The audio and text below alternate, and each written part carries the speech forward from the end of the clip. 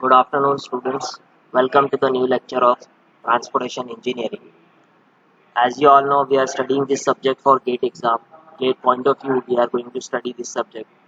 And in last lecture, which was our first lecture of this subject, we have studied the highway development and planning. Okay, we have almost covered the highway development and planning, in which we saw what are the different events took place in India. Okay, the different event took place in India. For example, Jaikar committee, when the Jaikar committee was formed, what was the recommendation of Jaikar committee, what was the uh, outcome of Jaikar committee, what are the semi-official body, that is IRC, what is the work of IRC, what are the different road plans in India, for example Nagpur road plan, Bombay road plan, Lucknow road plan. We have almost covered this basic historical view of transportation in India, historical events which took place in India. So today we will continue our topic with more technical terms. It means that we will study about the alignment and survey. Today we will study about the highway alignment and surveys. I'll, I'll tell you something that surveys, this kind of surveys, what are the basic surveys which we perform before starting the road work. Okay, so today we will study about the alignment and survey. तो जैसा आप लोगों को पता है कि last lecture में हमने हाईवे अलाइनमेंट और इंडिया में जो भी हिस्टोरिकल इवेंट्स हुए है ना, जयगर कमेटी या उसके आउटका उसके क्या क्या उसके रिकमेंडेशन थी, जो भी हिस्टोरिकल इवेंट्स हुए उसे हमने देखे थे, जो कि जनरली शायद हो सकता है 1 मार्क के लिए आ जाए, हो सकता है आ जाए। गेट एग्जाम में देखिए ऐसा है कि कब कौन सा क्वेश्चन आएगा कुछ नहीं बता सकते हम, तो आपको थरोली पूरा का पूरा पढ़ना पड़ेगा अच्छे से, ठीक है ना। हिस्टोरिकल कोई एक क्वेश्चन आ सकता है, जैसे लास्ट में हमने देखे थे कि एक गेट 2004 या 5 में आया था एक क्वेश्चन, ठीक है ना, कि कौन सी एक प्रधानमंत्री योजना थी, ठीक है ना, जो विलेजेस रोड को कनेक्ट करती थी, एक क्वेश्चन इसके बारे में आया था। तो हो सकता है हिस्टोरिकल इस पे एक आध क्वेश्चन आ जाए आप लोगों का, बट इतना याद रखिए कि मेनली टेक्निकल पे ही फोकस रहेगा, ठीक है ना, मेनली टेक्निकल पे ही फोकस रहेगा। तो वो जो हिस्टोरिकल पार्ट था जो हमने लास्ट लेक्चर में देखे, उसे आप ऊपर ऊपर से थोड़ा सा पढ़ लेना स्पीड से, ठीक है ना। और आज हम जो पढ़ने वाले हैं that is going to be highway alignment and service. और जैसे मैंने आपको बोला था कि एक 100 पेज का रजिस्टर अपने साथ रखिए, ठीक है, तो उसमें इंपॉर्टेंट जो भी पॉइंट हम डिस्कस करेंगे उसे आप लिखते जाइए, ठीक है। So let's start with this second chapter which is highway alignment and service. चलिए देखते हैं। As you all know alignment, okay, alignment, ठीक है ना। What is alignment? The position और layout of the centre line of highway on the ground is called alignment. जो भी road की सेंटर लाइन जो सबसे पहले मार्क की जाती है, ठीक है ना, सबसे पहले सेंटर लाइन मार्क की जाती है रोड की, इतना आपको पता होना चाहिए। जब भी रोड का लेआउट बनाया जाता है तो सबसे पहले उसकी सेंटर लाइन मार्क की जाती है ग्राउंड पे। तो वो जो सेंटर लाइन मार्क की जा रही है उसे क्या बोला जाता है? अलाइनमेंट, ठीक है। उस सेंटर लाइन को बोला जाता है अलाइनमेंट। द पोजीशन और layout of the centre line of highway on the ground is called alignment, ठीक है। तो ये होता है अलाइनमेंट। जैसे आपको पता है कि किसी भी रोड की सेंटर लाइन जो सबसे पहले मार्क की जाती है इसको बोला जाता है अलाइनमेंट। अब उसकी कुछ रिक्वायरमेंट है कि अलाइनमेंट कैसा होना चाहिए, हम ये सब शॉर्ट में देखेंगे, ठीक है ना। आपने जो एग्जाम यूनिवर्सिटी के लिए पढ़े और गेट के लिए टोटल अलग है, ठीक है ना। इसमें आपको स्पीड मेंटेन करना है, ठीक है ना, कि बहुत बड़ा सिलेबस होता है गेट का, स्पीड मेंटेन करना है और जल्दी जल्दी आपको समझना भी है इस चीज़ को, ठीक है। समझ में आपको आ जाएगा, उसकी कोई टेंशन नहीं, बस ध्यान दीजिए, ठीक है। अब जो हाई अलाइनमेंट है उसकी क्या रिक्वायरमेंट है, अलाइनमेंट कैसा होना चाहिए, एक अच्छा अलाइनमेंट कैसा होना चाहिए, ठीक है ना। तो एक अच्छा अलाइनमेंट शॉर्ट होना चाहिए, ठीक है ना। जैसे कि 2 पॉइंट का डिस्टेंस है, वो 2 पॉइंट के डिस्टेंस को आपको मिनिमम डिस्टेंस बनाना है, आई मीन उसको आपको घुमा फिरा के रोड को नहीं लेके जाना है, जितना शॉर्टेस्ट पॉसिबल होगा रोड बनाना 2 पॉइंट में उतना आपको बनाना है, ठीक है। तो alignment should be short, it should be easy. वो अलाइनमेंट कोई अगर सपोज आपको एक प्लेन एरिया एक हिल एरिया है, आप कहाँ से पास करोगे? प्लेन एरिया से, क्यों जबरदस्ती हिल एरिया से पास करेंगे? तो इट शुड बी इजी, अगर पॉसिबल हो तो इजी होना चाहिए। It should be safe, again अगर कोई अनसेफ जगह से आपको लेके जाना है, कोई हो सकता है जंगल से पास करना है या कोई वैली से पास करना है, तो आपको कहाँ से लेके जाना है? और एक ऑप्शन आपके पास है कि आप स्ट्रेट फॉरवर्ड बनाओ, जहाँ पे कोई सारी सेफ्टी मेजर्स है, तो आप सेफ देखोगे। सेफ्टी भी होना चाहिए। आफ्टर दैट इकोनॉमिकल, इकोनॉमिकल सबसे इम्पोर्टेंट है। कोई भी चीज़ आप बना रहे हो तो उसे इकोनॉमिकल होना ही चाहिए, चाहे वो रोड वर्क हो या बिल्डिंग वर्क। अब इकोनॉमिकल कैसा होगा, जैसे कि एक दो ऑप्शन है आपके पास, एक प्लेन एरिया का है और एक सपोज हिली एरिया का है। अब जो हिली एरिया में से हो सकता है आपको टनल बनाना पड़े, बहुत सारे उसमें कटिंग्स आएंगे, तो आप कौन सा चूज करोगे, प्लेन एरिया का। तो इसलिए आप इकोनॉमी को भी आपको ध्यान देना है कि वो इकोनॉमिकल भी हो अलाइनमेंट, ऐसा नहीं कि सिर्फ आपको बस पास करना है। You have to think that alignment should be short, it should be easy, it should be safe, it should be economical also. Okay, so ये था अलाइनमेंट के बारे में बेसिक। अब हम देखते हैं कि अलाइनमेंट को क्या क्या चीज़ें कंट्रोल करती है, या क्या किन किन फैक्टर्स के ऊपर अलाइनमेंट भी डिपेंड करता है। ठीक है, so let's see what are the factors which affect the alignment. See, as you can see, it is the possible alignment of a particular road. As you can see, bridges are not preferred. Okay, these kind of bridges are not preferred. Let's see in detail. See, first one is obligatory points. Obligatory points. Okay, first one is obligatory points. Here, there are control points through which the alignment has to pass and not to pass. ऐसे कुछ points होते हैं जहाँ से alignment को पास होना चाहिए ही, और कई भी ऐसे पॉइंट होते हैं जहाँ से अलाइनमेंट को पास नहीं होना चाहिए। ठीक है ना, चलिए देखते हैं क्या है वो। The road bridges across a river can be located only at a place where the river has to as a straight and permanent path. Okay, and away from bends where good foundation strata is available. ठीक है ना, देखिए road bridges की जो for example जब आप road bridges देखते हैं वहाँ पर रिवर क्रॉस करती है। ठीक है ना, तो जो रिवर है इट शुड बी स्ट्रेट। ठीक है ना, it should be straight and permanent होना चाहिए रिवर, अदरवाइज ब्रिज बनाने का कोई फायदा नहीं है। ठीक है ना, परमानेंट होना चाहिए, पैरेनियल होना चाहिए रिवर, और स्ट्रेट होना चाहिए। ऐसा नहीं कि रिवर भी बेंड हो रही है, उससे क्या होगा, प्रॉब्लम आएगा ब्रिजेस में, अलाइनमेंट में प्रॉब्लम आएगा। उसके बाद देखिए, alignment should pass along a hill side pass if possible so that tunnel or heavy cutting is avoided। अब देखिए फॉर एग्जांपल अलाइन जो हिल है, हिली एरिया है, वहाँ पे अगर आपको साइड में कुछ साइड पास यानी कि साइड में एक पॉसिबल रोड मिल रहा है और एक आपके पास ब्रिज हिल का ऑप्शन है, तो आप उस साइड पास की तरफ जाओगे। वो इसलिए जाओगे क्योंकि आपको पता है कि जब टनल बनाना है या कुछ भी आपको हिल में से पास करना है रोड को, तो उसमें कटिंग लगेगी, यानी कि टनल बनाना पड़ेगा, उसमें बहुत ही ज़्यादा खर्चा हो जाता है। तो इकोनॉमिकल पॉइंट ऑफ व्यू से अगर साइड पास मिल रहा है तो आप वहाँ से अलाइनमेंट को साइड से निकाल सकते हो। ठीक है, तो वो इसलिए आपको ये सारी चीज़ें ध्यान देना पड़ता है। इसके बाद देखेंगे ट्रैफिक। अब देखिए, ट्रैफिक स्टडी के लिए ना एक ओडी स्टडीज़ होती है। ओडी मतलब ओरिजिन एंड डेस्टिनेशन स्टडीज़। उसके अंदर एक डिजायर्ड लाइन बनाई जाती है। अब वो जो डिजायर्ड लाइन है ना, ये जो डिजायर्ड लाइन है, इसमें क्या होता है कि ये इसकी थिकनेस से डिपेंड करता है डिजायर्ड लाइन। फॉर एग्जांपल, कोई भी एक रोड है, एक ए रोड है और एक बी रोड है। सपोज ए रोड है, उसके उसमें 5000 व्हीकल पर आवर जा रहे हैं। ए रोड में 5000 व्हीकल पर आवर जा रहे हैं और बी रोड में 2000 व्हीकल पर आवर जा रहे हैं। तो जो डिजायर्ड लाइन है, ठीक है ना, डिजायर्ड लाइन बड़ी किसकी रहेंगी, डिजायर्ड लाइन की जो थिकनेस है या उसकी विड्थ है, वो बड़ी किसके लेंगी, ए के लिए, क्योंकि ए में ज़्यादा ट्रैफिक है। तो ये डिजायर्ड लाइन होता है। तो ओडी स्टडीज़ में क्या किया जाता है, रोड के अलॉन्ग डिजायर्ड लाइन बनाई जाती है। पेपर पे एक डिजायर्ड लाइन बनाई जाती है, तो उसमें 4-5 अलाइनमेंट रहेंगे, सबकी अलग अलग डिजायर्ड लाइन रहेगी। और जो डिजायर लाइन है उसकी जो विड्थ है, जिसका ट्रैफिक ज़्यादा है उसके लिए विड्थ ज़्यादा रहेगी डिजायर लाइन की। ठीक है ना, तो ये सब आप ट्रैफिक इंजीनियरिंग में पढ़ोगे आगे, बट एक जनरल स्टडी ओडी स्टडी होती है। अब अलाइनमेंट बनाने के पहले आपको ये तो देखना ही पड़ेगा ना, वहाँ ट्रैफिक कितना है, कितना आगे फ्यूचर में जा सकता है। ठीक है, उसके बाद जो रोड का ज्योमेट्रिक डिजाइन है वो भी इफेक्ट करेगा अलाइनमेंट के ऊपर, ग्रेडियंट, रेडियस, साइड डिस्टेंसेस। ठीक है ना, उसके बाद इकोनॉमी यानी कि बैलेंसिंग, कटिंग एंड फिलिंग में कितना पैसा खर्चा हो रहा है, ये सारी चीज़ें अलाइनमेंट पे डिपेंड करेगी। अदर कंसिडरेशन जो है ड्रेनेज है, हाइड्रोलॉजी है, पॉलिटिकल उसमें सिचुएशन है और टोपोग्राफी है। ड्रेनेज मतलब वहाँ पे क्या पानी आएगा तो प्रॉपरली डिस्पोज हो जाएगा या नहीं, वहाँ पे हाइड्रोलॉजी मतलब वहाँ रेनफॉल की स्टडी वगैरह की जाएगी। पॉलिटिकल मतलब कई दफ़ा कई रोडों को एक पर्टिकुलर एरिया से जानबूझ के पास कराया जाता है ताकि उसका पॉलिटिकल एडवांटेज मिले। ठीक है ना, उसके बाद टोपोग्राफी है। टोपोग्राफी मतलब एक जनरल जो बोल सकते हैं फीचर्स है एरिया की, उसको बोलते हैं टोपोग्राफी।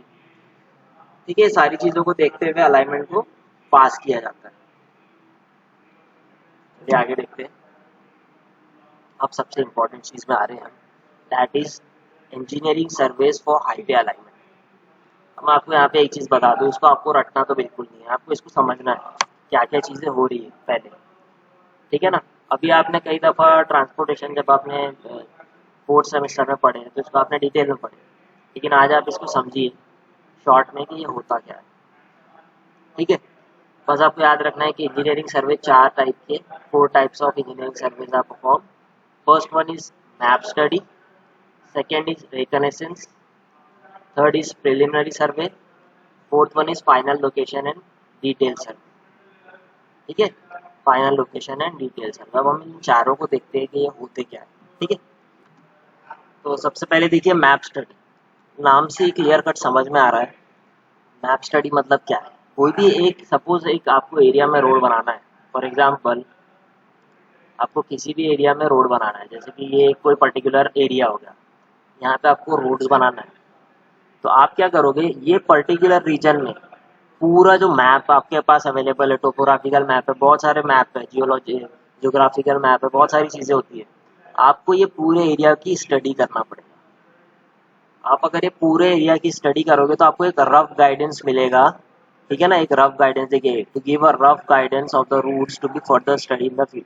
तो आपको ना यहाँ पे बहुत सारे रफ गाइडेंस मिलेंगे कि हो सकता है यहाँ से पास किया जाए, यहाँ से पास कर, एक अंदाजा लगा लेंगे, एक आप अप्रॉक्सीमेट रोड्स देख सकते हो यहाँ पे कि हो सकता है हम यहाँ से पास करें, यहाँ से पास करें, यहाँ से पास करें। तो ये जो मैप स्टडी है ये आपको एक रफ गाइडेंस देता है। सबसे पहले मैप स्टडी ही की जाती है। ठीक है, आप याद रखेंगे क्रोनोलॉजिकल ऑर्डर में चीज़ें पूछता है, सबसे पहले हम मैप स्टडी ही करेंगे कि एक पूरा एरिया की पूरी तरीके से स्टडी, वहाँ पे हिल कहाँ है। ठीक है ना, हो सकता है इधर साइड हिल हो, इधर वैली हो, कहीं पे रेलवे क्रॉसिंग्स है। तो ये जो सारी चीज़ें ये हमको मैप स्टडी से पता चले। ठीक है, फिर उसके बाद मैप स्टडी करने के बाद आपको यहाँ पे मैप स्टडी करने के बाद दूसरा जो सर्वे है दैट इज रिकॉनेसेंस। रिकॉनेसेंस का मतलब होता है एग्जामिन करना। ठीक है, रिकॉनेसेंस का जो मीनिंग है दैट इज एग्जामिन करना किसी चीज़ को। ठीक है, तो रिकॉनेसेंस में क्या होगा देखिए, जैसे कि मैं आपको बता रहा था कि सपोज आपने ये कोई पर्टिकुलर एरिया सिलेक्ट कर लिया है ना, ये एक एरिया सिलेक्ट कर लिया, यहाँ पे आपने मैप स्टडी कर लिया। अब रिकॉनेसेंस में क्या होगा, to examine the general characteristics of area with a view to select possible alternate alignments. Instrument used are simple in nature like Abney level, tangent, clinometer, barometer etcetera. अब suppose आपने ये map study कर ली, अब उसके बाद आप क्या करोगे, आप देखोगे कि कहाँ कहाँ से अलाइनमेंट पास हो सकता है। फॉर एग्जांपल एक रूट ये फाइनल किए, एक रूट ये फाइनल किए, एक रूट हो सकता है आपने ये फाइनल किए, फिर आपने सोचे कि एक रूट है ऐसा फाइनल करो, तो हो सकता है ये एरिया में हमने एक दो चार रूट फाइनल कर, ये चार अलाइनमेंट हो सकता है, हम इनमें से कोई एक को सिलेक्ट करें। समझिए आप प्रोसेस कैसी होती है ना। पहले मैप स्टडी किया आपने और आपने अंदाजा लगाया कि हो सकता है अलाइनमेंट यहाँ से पास हो जाए, यहाँ से पास हो जाए। ठीक है ना, फिर उसके बाद रिकॉनेसेंस में क्या किया आपने, चार अलाइनमेंट डिसाइड किए कि हो सकता है ये चार अलाइनमेंट हो। अब इन चार अलाइनमेंट में कोई भी एक को ही सिलेक्ट करना है, तो हम क्या करेंगे, रिकॉनेसेंस सर्वे में ये चारों अलाइनमेंट की स्टडी करेंगे। अब चारों अलाइनमेंट की स्टडी में क्या करेंगे, हम जनरल इसके फीचर्स देखेंगे कि ये अलाइनमेंट में सबसे बेहतर alignment, which one is the better, okay, which alignment is better along this four alignment। ठीक है ना, with this four alignment which one is more better। okay, so to find out the better alignment we will use some survey instrument, for example Abney level, tangent, clinometer are used, or and also barometer। these all instruments are used to find out the slope। ये जो एबने level है ये slope find out करने के लिए use किया जाता है। ठीक है ना, तो जिसका स्ट्रेट स्लोप होगा, जिसमें स्टीप ग्रेडियंट ना हो, ठीक है ना, जो कि एक प्रॉपर स्लोप या प्रॉपर ग्रेडियंट वाला रोड होगा, हम उसको इसमें चूज करेंगे। ठीक है, तो उसके लिए हम क्या यूज करेंगे, we will use Abney level, tangent, clinometer. Okay, so we will use the basic survey instrument to find out the better alignment along this four alignments। okay, तो ये हमारा नेक्स्ट स्टेप होता है रिकनेसेंस में। अब आपने average level से ये सारी चीज़ें निकाल दी, ठीक है ना। अब उसके बाद थर्ड देखिए क्या है, प्रिलिमिनरी सर्वे। प्रिलिमिनरी सर्वे में आपको क्या करना है, देखिए यहाँ पे ध्यान दीजिए, aim is to finalise the most suitable alignment out of various alignment. ठीक है, अब आपने अपने लेवल से चारों चीजें निकाल ली थी, उसके बाद आगे ही क्या करेंगे आप, अब इस सर्वे में, प्रिलिमिनरी सर्वे में आपको अलाइनमेंट फाइंड करना ही है कि हम कौन सा रोड फिक्स करेंगे। ठीक है, अलाइनमेंट आपको फाइंड करना ही है प्रिलिमिनरी सर्वे में। तो इसमें हम क्या करेंगे, अलाइनमेंट, बेस्ट अलाइनमेंट फाइंड करने के लिए हम क्या करेंगे, देखिए यहाँ पे aim is to finalize the most suitable alignment of various alternative alignments. All modern equipments like theodolite are used. अब इसमें हम रिकॉग्निशंस में हम बेसिक लेवल निकालते थे, ठीक है ना, ग्रेडियंट निकालते थे। इसमें हम डिटेल सर्वे करेंगे चारों अलाइनमेंट का।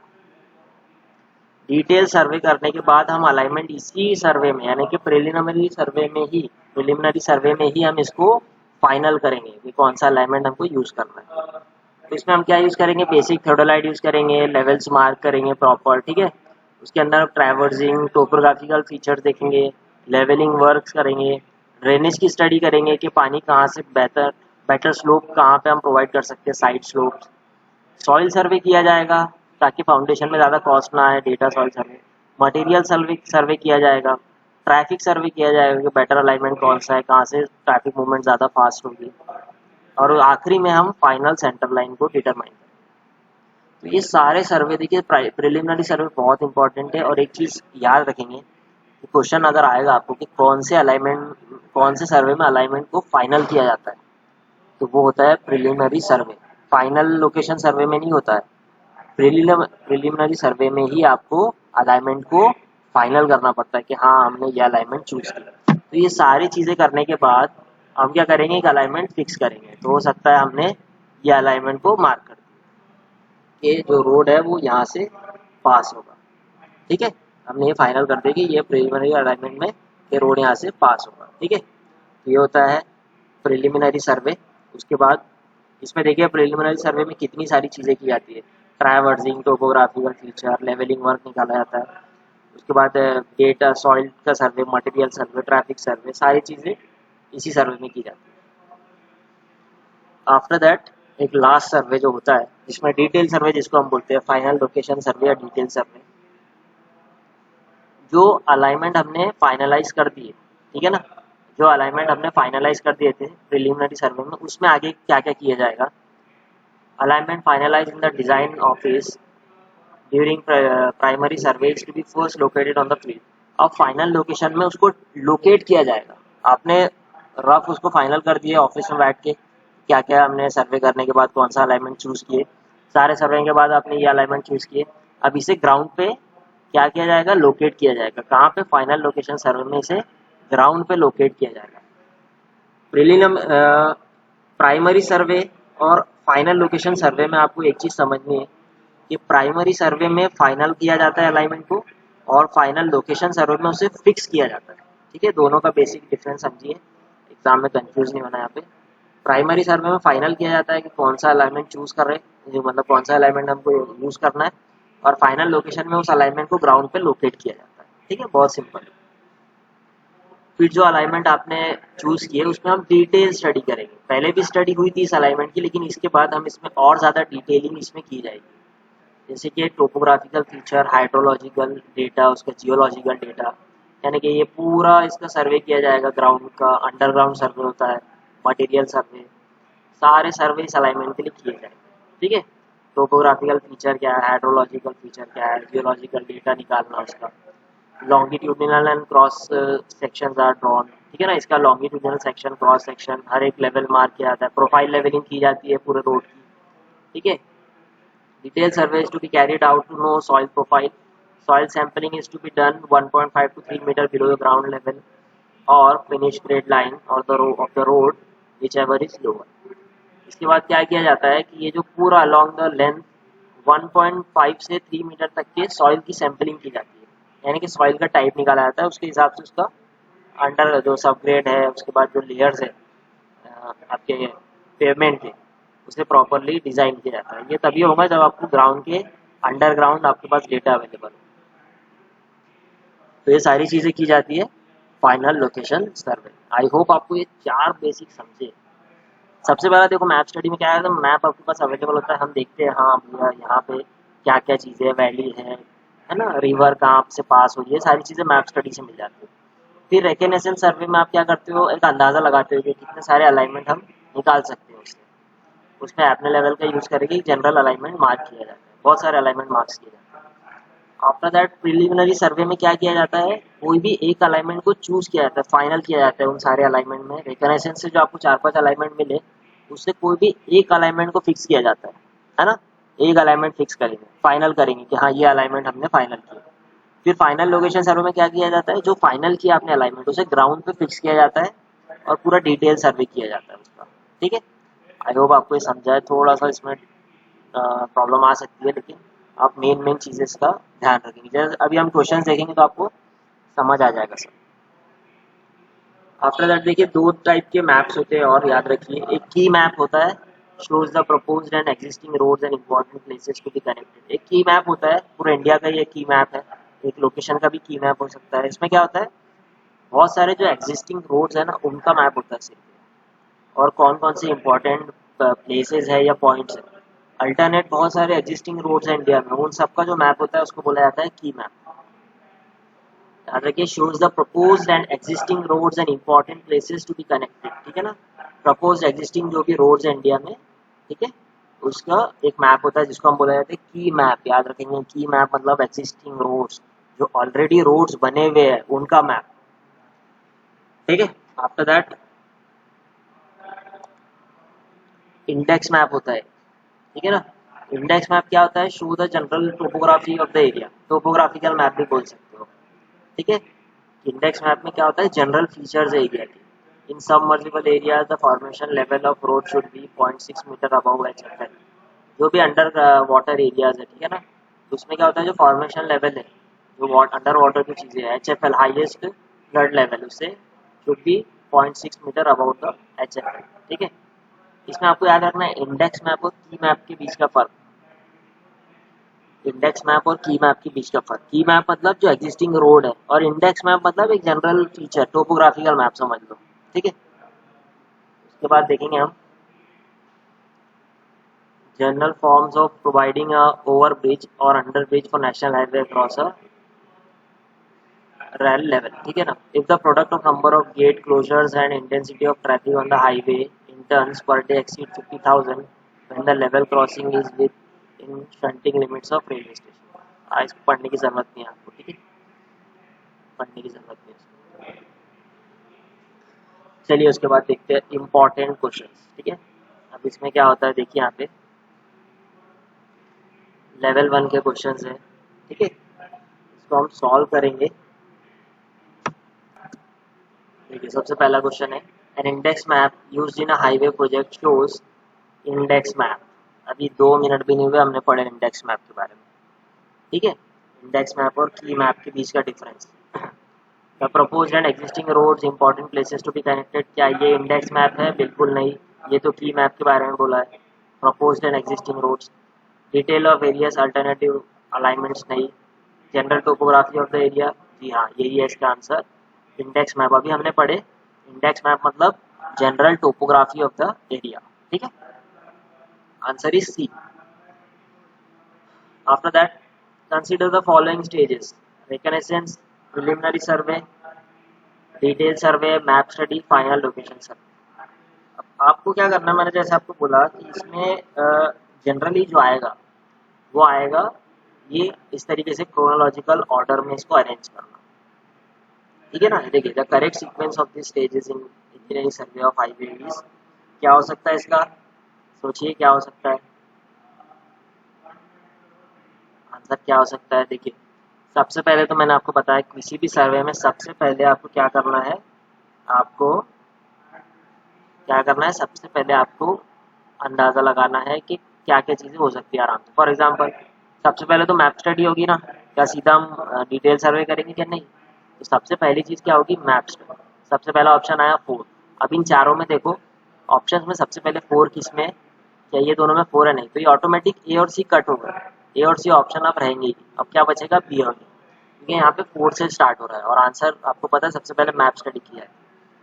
सो फर्स्ट वन इज 4, सबसे पहले मैप स्टडी यानी कि 4, ये दो ऑप्शन है बी और डी, ठीक है। उसके बाद देखिए 4 सबसे पहले आया और आप देख सकते हो ऑप्शन से आप आंसर निकाल सकते हो। अब जैसे कि 4 के बाद दोनों में 1 आ रहा है, यानी कि मैप स्टडी के बाद ऑफकोर्स रिकनेसेंस सर्वे किया जाता था, है ना, रिकनेसेंस सर्वे किया जाता है मैप स्टडी के बाद। फिर उसके बाद क्या किया जाता था, प्रिलिमिनरी सर्वे। याद करिए, मैप स्टडी, रिकनेसेंस, उसके बाद फिर उसके बाद प्रिलिमिनरी सर्वे, ठीक है। तो 4 1 2, 4 1 2 यानी करेक्ट ऑप्शन डी है, 4 1 2। अब उसके बाद आगे भी आप निकाल सकते हो। प्रिलिमिनरी स्टडी के बाद क्या करोगे आप, डिटेल सर्वे करेंगे, है ना, उस रूट का डिटेल सर्वे। उसके बाद फाइनल लोकेशन सर्वे। तो क्या आंसर आएगा, 4 1 2 3 5। सबसे पहले मैप स्टडी, फिर रिकनेसेंस, फिर प्रिलिमिनरी सर्वे, उसके बाद डिटेल सर्वे, फिर उसके बाद फाइनल लोकेशन सर्वे। तो correct option is D. Okay, तो इसका जो करेक्ट ऑप्शन आएगा that is D is the correct option, ठीक है। अब उसके बाद देखेंगे आगे, ठीक है। कंसीडर द फॉलोइंग सर्वेस, अभी 4 सर्वे दिया है, reconnaissance, preliminary survey, traffic survey और लोकेशन सर्वे। अब इसमें आपको क्या करना है, the correct sequence in which this surveys are conducted before alignment of a track is finalised. अब इसमें क्या होगा, देखो सेम वही चीज आ रही है, इन चारों में से सीक्वेंस वाइज आपको अरेंज करना है कौन सा सर्वे पहले होगा। तो देखते हैं, ठीक है, चलिए देखते हैं इसको थोड़ा सा। हाँ, अभी दिख रहा है आपको। सबसे पहले देखिए क्या होगा, कौन सा हो सकता है सर्वे सबसे पहले। सबसे पहले क्या होगा, देखिए यहाँ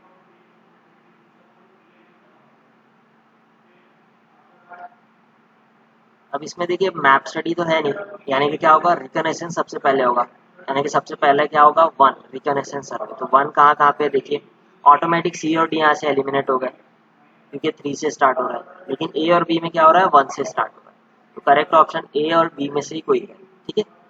उसके बाद देखेंगे हम, रिकनेसेंस सर्वे सबसे पहला है और दोनों में आप देख सकते हो ए और बी में 3 सेकेंड ऑप्शन है, यानी कि 3 क्या है, ट्रैफिक सर्वे। तो ऑटोमेटिक यहाँ पे ट्रैफिक सर्वे आ गया, ठीक है। रिकनेसेंस सर्वे में देखिए ट्रैफिक सर्वे जो है ना वो पार्ट है प्रिलिमिनरी सर्वे का, तो इसमें कंफ्यूज नहीं होना। प्रिलिमिनरी सर्वे में ट्रैफिक सर्वे किया जाता है ताकि वो अलाइनमेंट फाइनल किया जाए, तो इसमें कंफ्यूज नहीं होना। प्रिलिमिनरी सर्वे का ही पार्ट है ट्रैफिक सर्वे, यानी कि पहले ट्रैफिक सर्वे किया जाएगा फिर उसके बाद प्रिलिमिनरी सर्वे आएगा। तो करेक्ट सीक्वेंस क्या हो गया, 1 3 2, 1 3 2 और आखिरी में automatic location survey 4। So the correct option is, this is the correct option, first one, ठीक है। This is the correct option 1 3 2 4। Okay, next question देखिए, IAS 98 में पूछा था, इंडियन इंजीनियरिंग सर्विसेज में क्वेश्चन पूछा है, सिंपल क्वेश्चन है, ठीक है। इसमें कंफ्यूज नहीं होना, कई लोग बोलेंगे कि सर ये ट्रैफिक सर्वे कहाँ से आ गया। Traffic survey is a part of preliminary survey, तो इसमें कंफ्यूज नहीं होना। हमेशा ट्रैफिक सर्वे को प्रिलिमिनरी सर्वे के पहले ही देना है आपको, ठीक है। उसके बाद प्रिलिमिनरी सर्वे का पार्ट है ट्रैफिक सर्वे, उसके बाद प्रिलिमिनरी सर्वे का ऑप्शन आएगा। देखिए यहाँ पे प्रिलिमिनरी सर्वे में आपको क्लियर बता भी देगा। प्रिलिमिनरी सर्वे में हमने देखी कि ट्रैफिक सर्वे उसका पार्ट है, उसके बाद क्या होता है, फाइनल सेंटर लाइन फाइंड की जाती है। इसलिए ट्रैफिक सर्वे, ये सारे सर्वे जो है ये प्रिलिमिनरी सर्वे के पहले आएंगे। कई दफ़ा आपको हो सकता है टोपोग्राफिकल फीचर का ऑप्शन दे दिया जाए, मटेरियल सर्वे का ऑप्शन दे दिया जाए, तो ये सारे ऑप्शन इसी के हैं, प्रिलिमिनरी सर्वे के। तो आपको यहाँ पे ध्यान देना है कि प्रिलिमिनरी सर्वे ये सारे ऑप्शंस के बाद आएगा क्योंकि determination of final centre line last में, ठीक है। गेट में इस तरीके से आपके साथ थोड़ा बहुत वो लोग करते हैं, ठीक है, आगे पीछे। उसके बाद देखेंगे next question, the survey in which final alignment is selected. Now again here final alignment is selected, ठीक है ना। अब यहाँ पे कई दफा लोग कंफ्यूज हो सकते हैं फाइनल सर्वे और प्रिलिमिनरी सर्वे में। रिकनेसेंस और ये ऑप्शन तो ऑटोमेटिक एलिमिनेट हो जाता है यहाँ पे, बी और डी। आंसर ए और सी में से ही हो सकता है, मैंने आपको बताया था। फाइनल लोकेशन सर्वे और प्रिलिमिनरी सर्वे में दो डिफरेंस है। फाइनल लोकेशन सर्वे, प्रिलिमिनरी सर्वे में क्या किया जाता है, फाइनल किया जाता है अलाइनमेंट को। याद करिए, प्रिलिमिनरी सर्वे में अलाइनमेंट को फाइनल किया जाता है और फाइनल सर्वे में क्या किया जाता है, उस अलाइनमेंट को ग्राउंड पे फिक्स किया जाता है। तो क्वेश्चन में क्या पूछा है, the survey in which final alignment is selected. Final alignment हम कहाँ पे सिलेक्ट करते थे, प्रिलिमिनरी सर्वे में सिलेक्ट करते हैं। So the correct option is C, ठीक है। 4 का आंसर भी क्या आएगा, सी आएगा, ठीक है। Let's move to the next question, that is which of the following is not to be selected when alignment and aligning a bridge, यानी कि जब एक ब्रिज पास हो रहा है, ठीक है, जब एक ब्रिज पास हो रहा है तो कौन सी चीज़ इसमें से सिलेक्ट नहीं की जाती? साइड पास, नॉर्मल क्रॉसिंग और नन। नॉर्मल क्रॉसिंग ऑफकोर्स कोई भी सिलेक्ट करेगा, सैडल पास हमने देखे थे सिलेक्ट कर सकते हैं, और नन का ऑप्शन वहाँ पे आएगा नहीं। कर्व बेंड, जैसे जब भी हमने देखे कि जब कोई रिवर पास हो रही है तो वो कर्व बेंड नहीं होना चाहिए, रिवर जो है वो कर्व नहीं होना चाहिए generally, specially at the point of bridge. Bridge के पॉइंट पे कर्व बेंड नहीं होना चाहिए उसमें, ठीक है ना, और ब्रिज में भी कर्व बेंड नहीं होना चाहिए। ऐसा आपने देखे नहीं होंगे कि जनरली ब्रिज जो है वो कर्व शेप में हो, बहुत कम ब्रिजेस होते हैं जो कर्व शेप में, जहाँ पॉसिबल नहीं है वहाँ पे तो कर्व बेंड जो है वो ब्रिजेस में वो नहीं देना, ठीक है। तो the correct option is a, curve bend should not be provided while aligning a bridge, ठीक है। After that let's move to the last question which is match list highway service, और सेकंड में आपका आउटकम्स, यानी कि दोनों को match करना है, ठीक है ना। सबसे पहले देखिए मैचिंग ऑप्शन जिस तरीके से भी गेट में आता है, मैचिंग ऑप्शन आता है। अब यहाँ पे देखिए, ठीक है ना, मैच करना है आपको। सबसे पहला देखिए मैप स्टडी। मैप स्टडी में चार में से कौन सा मैप स्टडी के साथ कनेक्ट हो सकता है? अलाइनमेंट, बेस्ट अलाइनमेंट क्या मैप स्टडी में मार्क करते हैं? नहीं। Cross drainage work? नहीं। Grade line, centre line of road, ये भी मैप स्टडी में करते हैं क्या? नहीं करते। ऑब्लिगेटरी पॉइंट्स, जैसे हमने देखे थे ऑब्लिगेटरी पॉइंट्स क्या है, हिल कहाँ पे है, रिवर कहाँ पे है, रेलवे क्रॉसिंग्स कहाँ पे, ये सारी चीज़ें क्या है? Obligatory points. तो ऑब्लिगेटरी पॉइंट्स की स्टडी हम कहाँ से करते हैं? मैप स्टडी से करते हैं कि कौन कौन से फीचर्स है। तो पहला ऑप्शन ए का क्या आएगा? 4। तो पहला जो मैच है A4, A4 है, मतलब ए और सी ऑटोमेटिक यहाँ से एलिमिनेट हो गया, आंसर बी और डी में से कोई, ठीक है। तो सबसे पहला क्या है? A4, यानी कि ये दोनों में से ही कोई आंसर है। अब नेक्स्ट देखिए, यहाँ पे देखिए ऑप्शन सी कैसा आंसर निकालते हैं। उसके बाद सी के दोनों ही ऑप्शन 1 है, यानी कि सी की जोड़ी तो किसके साथ बन रही है? 1 के साथ। तो सी मतलब क्या है? प्रिलिमिनरी सर्वे, और प्रिलिमिनरी सर्वे में ही हम क्या करते थे? बेस्ट अलाइनमेंट निकालते थे रोड का। Aim is to finalise the best alignment of road. तो ऑफकोर्स सी का आंसर क्या है? 1, यानी कि ए का 4 है और सी का 1 है, इतना तो कंफर्म हो गया क्योंकि ऑप्शन ही कुछ इस तरीके से। आफ्टर दैट बी और डी का आपको पता चल गया कि दोनों में से ये, और ए का 4 है, सी का 1 है, क्योंकि दोनों के ऑप्शन एक ही है, ठीक है। उसके बाद आपको सिर्फ देखना है कि बी और डी की जो है वो किसके साथ मैच हो रहा है। बी में क्या है? रिकनेसेंस सर्वे, ठीक है। बी क्या है? रिकनेसेंस सर्वे, और डी क्या है? डिटेल्स। और आपके पास ऑप्शन कौन से बचे हैं? अब ऑप्शंस आपके पास बचे हैं, ठीक है। देखिए यहाँ पे 4 और 1 तो चला गया, 4 और 1, 2 और 3 में से ही बचा है क्रॉस ड्रेनेज लोकेशन और ग्रेड लाइन। अब देखिए आप प्रिलिमिनरी सर्वे में, ठीक है ना, देखिए प्रिलिमिनरी सर्वे में आपको याद होगा क्रॉस ड्रेनेज वर्क पूरा निकाला जाता था, लोकेशंस, ठीक है। और यहाँ पे देखिए प्रिलिमिनरी सर्वे में क्या किया जाता था, देखिए यहाँ पे बेस्ट अलाइनमेंट हमने निकाल लिए, ठीक है। सॉरी, प्रिलिमिनरी सर्वे में बेस्ट अलाइनमेंट फॉर्म किए, लेकिन जो रिकनेसेंस सर्वे था, आप याद करिए, रिकनेसेंस सर्वे में हम क्या करते थे? ग्रेडियंट, मैंने बोला ना लेवल चेक करते थे सेंटर लाइन का। तो यहाँ पे देखिए ग्रेड लाइन जो ग्रेडियंट लाइन जो होती है वो काय में बनाते थे हम? रिकनेसेंस सर्वे। तो बी का ऑप्शन क्या हो गया? 3 के साथ, बी का आएगा 3, ठीक है। और ऑफकोर्स फिर डी जो बच गया डिटेल सर्वे, उसका ऑप्शन क्या है? Cross drainage location. Cross drainage locations आपको मार्क करना है, तो उसका तो करेक्ट ऑप्शन इज बी, ठीक है। करेक्ट ऑप्शन बी है, ठीक है। So so let's move to the next chapter, that is highway geometric design, ठीक है ना। इसमें हम बेसिक एलिमेंट्स देखेंगे हाईवे ज्योमेट्रिक डिजाइन के बारे में, ठीक है। इसमें देखिए क्या हो सकता है, बेसिक एलिमेंट्स जो कि हम ज्योमेट्रिक डिजाइन जो है रोड का, ज्योमेट्रिक डिजाइन मतलब उसका ग्रेडियंट, साइड डिस्टेंस, ये सारी चीज़ें जब हम डिज़ाइन करते क्या क्या बेसिक एलिमेंट्स आपको देखना पड़ता है वो देखेंगे अभी। सबसे पहले देखेंगे डिज़ाइन स्पीड, जो रोड की स्पीड है, ठीक है ना, जो डिज़ाइन स्पीड है रोड की वो कैसी होना चाहिए। और सबसे इम्पोर्टेंट अगर कोई फैक्टर है ज्योमेट्रिक डिज़ाइन में, दैट इज डिज़ाइन स्पीड। जब आप सुपर एलिवेशन निकालते हैं तो वहाँ पे भी डिज़ाइन स्पीड लगती है, जब आप साइड डिस्टेंस निकालते हो तब भी डिज़ाइन स्पीड रखती है रोड की, ठीक है। चलिए देखते हैं डिज़ाइन स्पीड। सबसे पहले समझिए रोड की जो डिज़ाइन किया जाता है एक पर्टिकुलर स्पीड के लिए, ठीक है ना, वो that is design speed. Design speed में देखिए most important factor controlling the geometric design elements of highway, ठीक है ना, दैट इज डिजाइन स्पीड। उसके बाद factors considered in India for deciding the design speed. अब डिजाइन स्पीड जो road की है वो कैसा पता चलेगा, तो सबसे पहले दो उसके ऊपर है, that is importance of road और टोपोग्राफी, यानी कि रोड की इंपॉर्टेंस क्या है, कितना इंपॉर्टेंट वो रोड है, और वहाँ की टोपोग्राफी कैसी है, यानी कि फीचर्स कैसा है, हिली एरिया है, प्लेन एरिया है, ठीक है। उसके बाद for rural highways two types of design speeds are there. Rural highway में दो टाइप की डिजाइन स्पीड है, ठीक है ना। रूलिंग डिजाइन स्पीड सबसे पहले देखते हैं। The speed that should generally be considered as a guiding extension for correlating the various design features. एक रूलिंग डिजाइन स्पीड होती है, इसके हिसाब से मिनिमम मैक्सिमम डिजाइन स्पीड हम डिसाइड करते हैं। रूलिंग डिजाइन स्पीड जो है वो एग्जिस्टिंग स्पीड बोल सकते हैं। उसके बाद एक मिनिमम डिजाइन स्पीड है, the speed that should be adopted in sections where site conditions or economics do not permit a design based on the ruling design speed, ठीक है। उसके बाद देखेंगे हम हाईवे क्रॉस सेक्शन के एलिमेंट्स के बारे में, ठीक है। देखिए जो स्पीड का है ना, डिजाइन स्पीड जो है, इसको हम डिटेल में पढ़ने वाले हैं ट्रैफिक इंजीनियरिंग, ठीक है। ट्रैफिक इंजीनियरिंग में मैं आपको इसको डिटेल में बताऊंगा।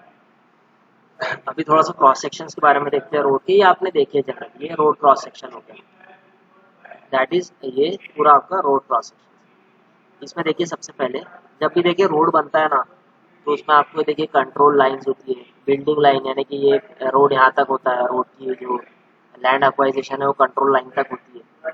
बिल्डिंग लाइन मतलब यहाँ तक की बिल्डिंग्स आ सकती है, इसको क्रॉस नहीं कर सकती, और ये रोड बाउंड्री है जनरली, लेकिन यहाँ तक की रोड की एक्वाइजिशन होती है, ठीक है। तो ये जो बिल्डिंग लाइन है मतलब यहाँ तक बिल्डिंग्स आ सकती है, ठीक है।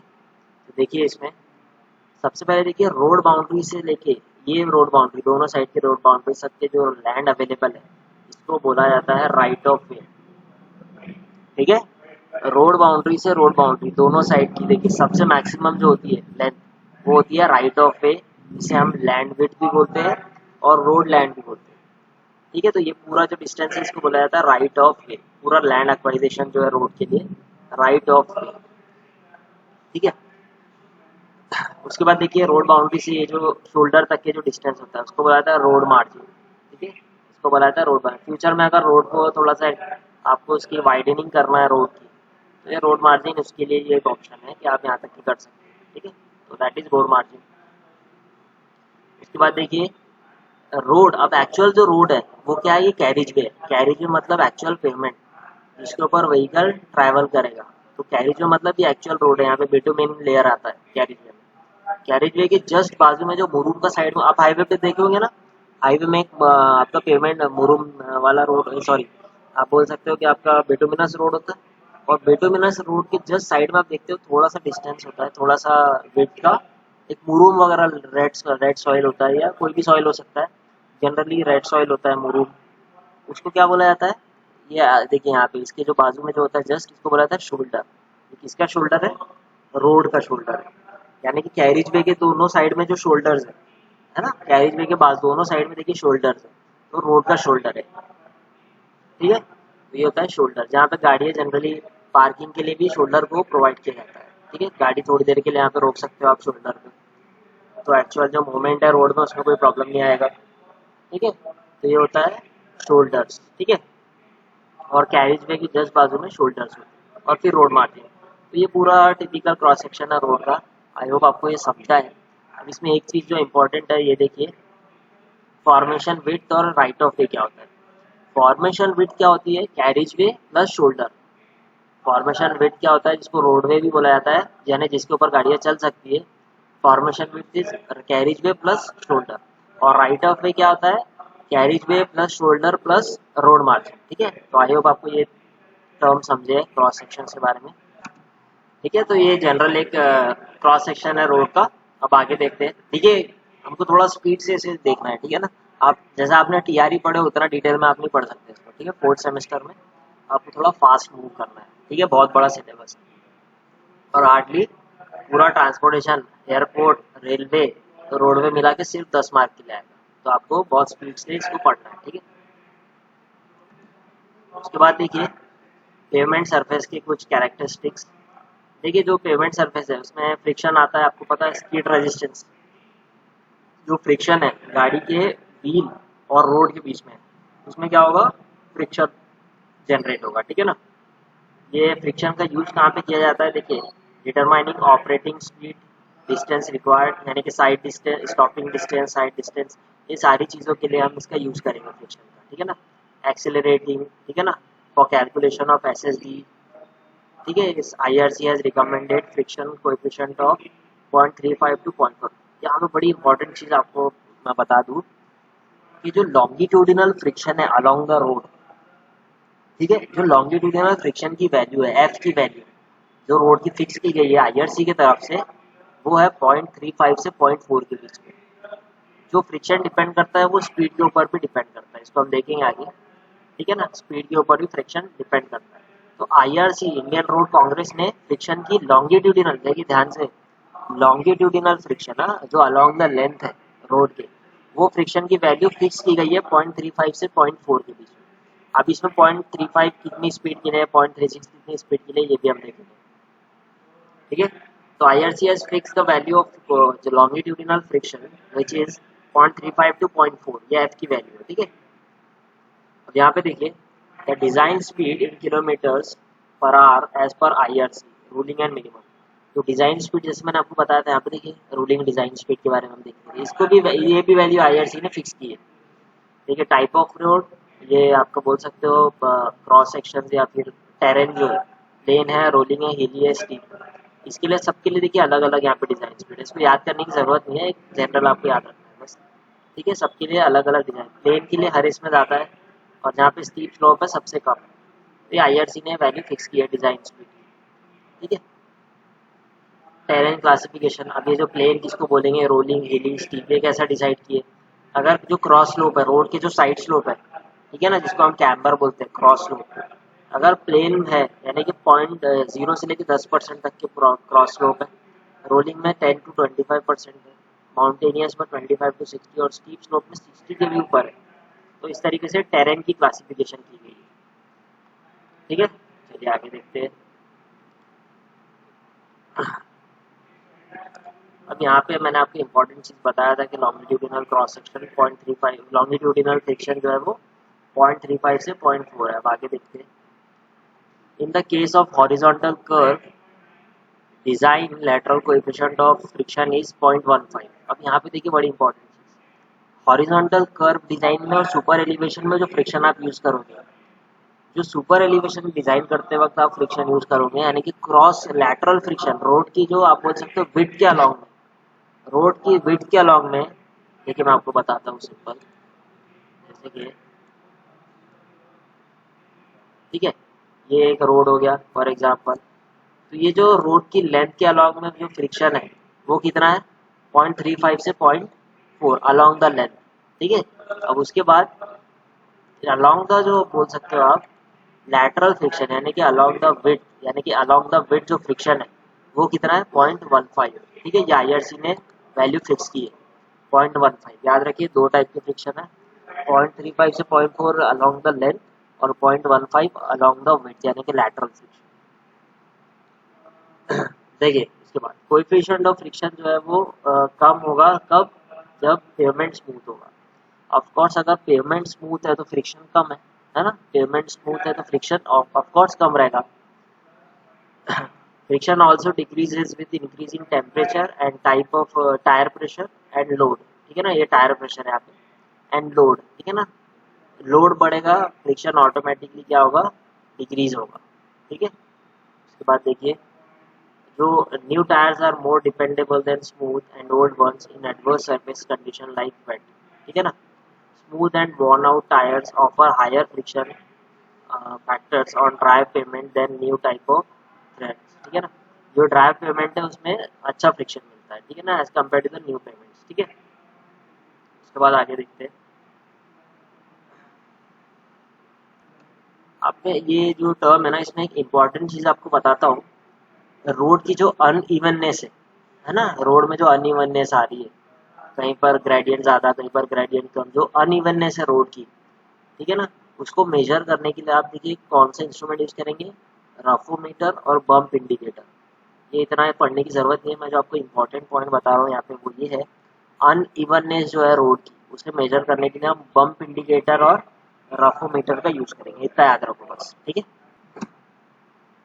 उसके बाद देखिए कैम्बर और क्रॉस स्लोप। कैम्बर और क्रॉस स्लोप बहुत इंपॉर्टेंट है।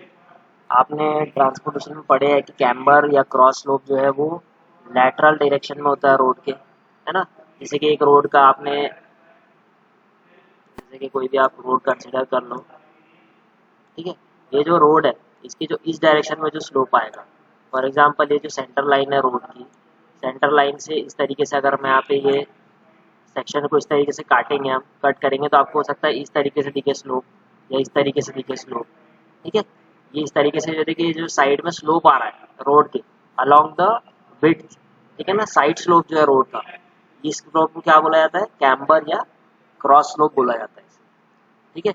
अब आप खुद सोचिए कि कैम्बर और क्रॉस स्लोप प्रोवाइड करने का क्या है एम। तो सबसे पहला हम आपको क्लियर कट समझ में आ रहा है, जब रेनफॉल होगा, है ना, जब बारिश होगी, रेनफॉल होगा, ठीक है, तो क्या होगा, जो पानी आएगा, ठीक है ना, जो भी बारिश आएगी पानी आएगा, तो ये पानी क्या होगा, यहाँ पे क्या हो जाएगा, पूरी तरीके से डिस्पोज हो जाएगा यहाँ से, ठीक है ना। पानी यहाँ पे बोल सकते हो एक्यूमुलेट नहीं होगा, यहाँ पे जमा नहीं होगा, स्लोप की वजह से वाटर जो है वो पूरी तरीके से डिस्पोज हो जाएगा यहाँ से, ठीक है। तो ये इसका एम है, सबसे पहला एम। तो पहला देखिए क्या लिखा है, to drain off the rain water from the road surface. देखिए सबसे पहला वही लिखा है, to drain of the rainwater from the road surface.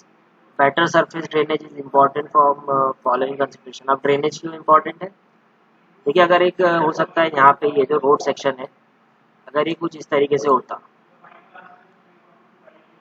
ये हो सकता है कुछ इस तरीके से ये रोड सेक्शन होता, एज कम्पेयर टू ये भी हो सकता था, ये जो है ये क्रॉस स्लोप हमने प्रोवाइड किया, सपोज आपने कोई क्रॉस स्लोप प्रोवाइड ही नहीं किए रहते तो इस तरीके से होता था रोड सेक्शन, है ना, इस तरीके से होता था। जब रेनफॉल बारिश होती थी तो क्या होता था, जो पानी है वो नीचे जाता था, नीचे कहाँ पे जाता था, सब ग्रेड के अंदर, सब ग्रेड सब बेस, ठीक है ना, जो बेस है इसके अंदर जाता था और मटेरियल को डिटियोरेट कर देता था पूरी तरीके से। तो पानी जो है यहाँ पे जो एक्यूमुलेट हो रहा है, जो बहुत प्रॉब्लम क्रिएट करता था, इसलिए हमने क्या किया, हमने क्रॉस स्लोप, जिसे हम कैम्बर भी बोलते हैं, ये प्रोवाइड किया, इस तरीके से क्रॉस स्लोप प्रोवाइड किया। तो इसमें क्या होगा, वाटर जो आएगा वो डिस्पोज हो जाएगा स्लोप की वजह से, ठीक है। तो उसकी वजह से क्या होगा, prevention of entry of surface of water into the subgrade soil through pavement, यानी कि पानी जो है वो वाटर जो है वो अंदर नहीं जाएगा सबग्रेड में। उसके बाद next point, to make the surface dry soon after the rain so that skid resistance does not reduce। तो इसमें क्या होगा, फॉर एग्जांपल अगर यहाँ पे वाटर होता तो जो सरफेस है वो वेट ही होता था, ठीक है ना, लेकिन क्योंकि यहाँ पे वाटर एक्यूमुलेट नहीं हो रहा है, तो क्या होगा, यहाँ पे पानी, देखिए यहाँ पे अगर वाटर एक्यूमुलेट हो जाता तो स्पीड होती, गाड़ियाँ स्पीड होती, ठीक है ना, लेकिन अगर यहाँ पे पानी जमा नहीं हो रहा तो एक स्मूथ राइडिंग सरफेस मिलेगा, ठीक है। उसके बाद देखिए डेजिग्नेशन इसका किस तरीके से किया था, वन इन एन, ठीक है ना, वन इन एन, वन क्या है, वन वर्टिकल है और एन मतलब हॉरिजॉन्टल, और इसे हम परसेंटेज में भी दे सकते हैं, 1/50 यानी कि 1 वर्टिकल और 50 हॉरिजॉन्टल, यानी कि इसका मतलब फॉर एग्जांपल जैसे कि आप बोल सकते हो 1/100। 1/100 का क्या होता है, मतलब हर 100 हॉरिजॉन्टल पे एक वर्टिकल इंप्रूव होना, ठीक है, हर 100 हॉरिजॉन्टल पे एक वर्टिकल, ये स्लोप का कॉन्सेप्ट आपको पता होगा। After that what are the factors which affect the camber. तो ये जो कैम्बर का जो स्लोप आपको कितना प्रोवाइड करना है किसके ऊपर डिपेंड करेगा, अमाउंट ऑफ रेनफॉल और टाइप ऑफ पेमेंट, यानी कि किस तरीके की पेमेंट है, बिटुमिनस है, ठीक है, या फिर कंक्रीट वाली है या विलेज रोड है, इसके ऊपर डिपेंड करेगा। और दूसरे जो इम्पोर्टेंट चीज़ है अमाउंट ऑफ रेनफॉल, यानी कि उस एरिया में कितनी बारिश हुई, अगर ज़्यादा बारिश हो रही है तो ज़्यादा क्रॉस स्लोप प्रोवाइड करेंगे, कम बारिश हो रही है तो कम क्रॉस स्लोप प्रोवाइड करेगा। इसका सिंपल मीनिंग है ना, जैसे कि एक पर्टिकुलर एरिया में जहाँ पे रेनफॉल कम है वहाँ पे कैम्बर को इस तरीके से स्ट्रेट प्रोवाइड कर सकते हो, लेकिन जहाँ पे ज़्यादा रेनफॉल हो रही है वहाँ पे हमको इस तरीके से क्रॉस स्लोप प्रोवाइड करना है, ठीक है, ठीक है। चलिए आगे देखते हैं। दो टाइप के कैम्बर है बेसिकली, और उसके अलावा एक तीसरा टाइप भी जनरली हम देख लेते हैं। सबसे पहले जो दो बेसिक टाइप के कैम्बर है, ठीक है, सबसे पहला है पैराबोलिक और दूसरा है स्ट्रेट कैम्बर। पैराबोलिक कैम्बर में देखिए क्या होगा, पैराबोलिक कैम्बर में देखिए इस तरीके से पैराबोलिक शेप में जो स्लोप है वो पैराबोलिक शेप में, ठीक है, पैराबोलिक शेप में ये स्लोप है। इसका जो विड्थ है इसको हम W से इंडिकेट करेंगे और जो स्लोप है 1 in N, 1 vertical N horizontal. इसका इक्वेशन इसको अभी लिख लीजिए, इक्वेशन बड़ा इंपॉर्टेंट है। y ये जो विड्थ जो डिस्टेंस है, ठीक है ना, ये y का डिस्टेंस निकालना पड़ता है आपको, ठीक है। इसका फार्मूला है 2x² डिवाइड बाय nw, ठीक है। इसके हम न्यूमेरिकल भी देखेंगे, 2x² डिवाइड बाय nw, ये फार्मूला लिख लो। ये पैराबोलिक शेप जो है बेसिकली ये क्यों प्रोवाइड करते हैं, देखिए यहाँ पे इसका एडवांटेज क्या है। Profile will be flat at the middle and steeper towards the edges. यहाँ पे थोड़ा सा, यहाँ पे क्या होगा, ये देखिए यहाँ पे इस तरीके से पैराबोलिक शेप में है, यहाँ से थोड़ा सा स्ट्रेट है, ठीक है। It preferred by fast moving vehicle as they have to frequently cross the crown line during the overtaking operation. देखिए यहाँ पे जो स्मूथली ओवरटेकिंग जो ऑपरेशन है वो यहाँ पे आराम से हो जाएंगे, ठीक है ना, क्योंकि यहाँ पे स्मूथ, यहाँ पे इस तरीके से पैराबोलिक शेप है, ठीक है। ओवरटेकिंग ऑपरेशन इस यहाँ पे आराम से हो जाएंगे। उसके बाद इसके कुछ डिसएडवांटेज क्या है, since steeper at edges, slow moving vehicle have a tendency to overturn inside and hence try to occupy the center portion of the road resulting in reduction of traffic capacity। अब देखिए यहाँ पे जो है थोड़ा सा यहाँ पे स्टीप है, साइड में देखिए स्टीप है, तो यहाँ पे जो स्लो मूविंग व्हीकल है ये ओवरटर्न हो सकते हैं यहाँ पे थोड़ा सा स्टीप होने की वजह से। तो ओवरटर्न होने की वजह से वो क्या होंगे, वो सेंटर में आ जाएंगे, और जब वो सेंटर में आ जाएंगे तो रोड की कैपेसिटी और इंटेंसिटी ऑफ ट्रैफिक बढ़ सकती है। तो ये एक छोटा सा इसका डिसएडवांटेज है। उसके बाद देखेंगे हम straight line camber. Straight line camber देखिए पैराबोलिक और स्ट्रेट, इसका स्ट्रेट शेप है, पूरी तरीके से स्ट्रेट शेप है, ठीक है। तो यहाँ पे क्या होगा, देखिए स्ट्रेट लाइन कैमर कहाँ पे, सीमेंट कंक्रीट पेवमेंट में हम इसको यूज करते हैं, याद रखेंगे। स्ट्रेट लाइन कैमर को आप सीमेंट कंक्रीट पेवमेंट में यूज करेंगे और इसे आप बिटुमिनस पेवमेंट में, जो पैराबोलिक है वो बिटुमिनस पेवमेंट में यूज करेंगे। स्ट्रेट लाइन कैमर जो है generally in cement concrete road में हम यूज करेंगे। The wheel does not have a contact at center when straight camber is provided or when vehicle is on a curved slope, ठीक है। उसके बाद देखिए मेरिट्स इसके, ठीक है, इसका मतलब आपको समझ गया होगा कि व्हील जो है ये टॉप पोजीशन में नहीं रहता है, व्हीकल यहाँ पे नहीं चलते हैं ऊपर, व्हीकल इस साइड में चलते हैं, ठीक है। उसके बाद देखिए merits, uniform cross slope on either side of centre and comfortable for slow moving vehicle also. जो व्हीकल्स है वो यहाँ पे ट्रैवल करेंगे, ठीक है, स्लो मूविंग व्हीकल के लिए भी कंफर्टेबल है।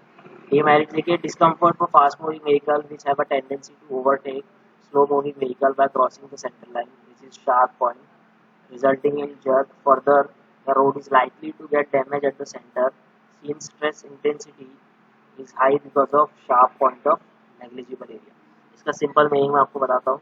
जो फास्ट मूविंग व्हीकल है उसको यहाँ पे प्रॉब्लम आएगी, यहाँ पे जो क्राउन की वजह से उसको प्रॉब्लम आ सकती है, ठीक है ना। फास्ट मूविंग व्हीकल यहाँ पे मूव नहीं कर सकते, ठीक है। ओवरटेक करने की जो टेंडेंसी है वो कम हो जाएगी, जो कि पैराबोलिक कैम्पर में होती थी, ठीक है। तो फास्ट मूविंग व्हीकल के लिए उतना अच्छा नहीं है, ठीक है। तो ये इसका फार्मूला भी याद रखेंगे आप। इसका जो फार्मूला है y का, दैट इज W/2n, ठीक है, W/2n। आगे देखते हैं कॉम्बिनेशन ऑफ स्ट्रेट और पैराबोलिक। एक तरह का एक और कैम्बर है जो कि कॉम्बिनेशन है स्ट्रेट कैम्बर और पैराबोलिक कैम्बर का, इसको देख लेते हैं। This is particularly useful to increase the area of contact of the wheel and thus decreases the contact straight pressure in case of animal drawn vehicles with the steel tyres occupying the different lateral position of pair. आपको इसकी एक image दिखाता हूँ। Image आपके इसकी कुछ इस तरीके से हो सकती है। तो इसमें देखिए क्या होगा, कुछ इस तरीके से स्ट्रेट और पैराबोलिक का कॉम्बिनेशन होता है, ठीक है। स्ट्रेट कैम्बर और पैराबोलिक का कॉम्बिनेशन है ये, ठीक है। तो ये होता है कॉम्बिनेशन दोनों का, ठीक है।